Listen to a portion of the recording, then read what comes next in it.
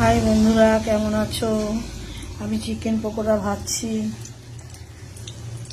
দেখে দেখে নিন, আগে কিছুটা ভেজে নেওয়া আছে। এই যে ক্যাপসিকাম, টমেটো।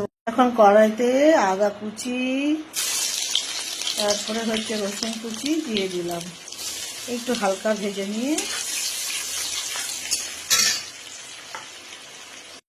দেখুন, একটু হালকা লাল লাল ভাজা হয়ে গেছে। এখন আমি হচ্ছে টমেটোর কুচি দিয়ে দেব। টমেটো দিয়ে দেবো একটু স্বাদ। এই যে ভাজা হয়ে গেল, আমি হচ্ছে এখন একটু টমেটো সস দিয়ে দিলাম।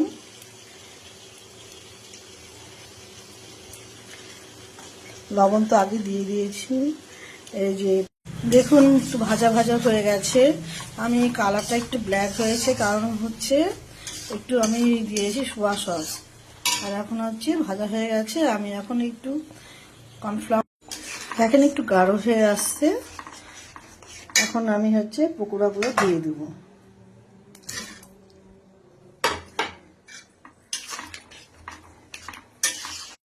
এই যে আমার তৈরি হয়ে গেল চিলি চিকেন।